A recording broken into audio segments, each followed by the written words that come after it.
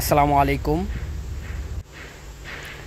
আপনারা দেখতে পাচ্ছেন এমভি ময়ূর এক লঞ্চটি ঢাকা চাঁদপুর ঢাকা নৌরুটে চলাচল করে থাকে নিয়মিত।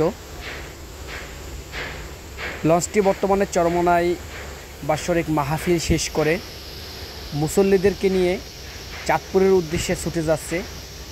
তবে লঞ্চটির গতি ছিল অসাধারণ। বড় বড় লঞ্চদেরকে ওটি দিয়ে সামনের দিকে এগিয়ে যাচ্ছে।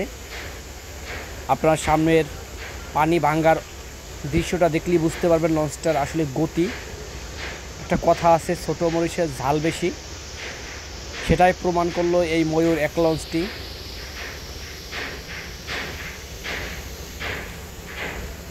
হাজারো মুসল্লি নিয়ে বড় লঞ্চদেরকে ওটি দিয়ে সামনের দিকে এগিয়ে যাচ্ছে।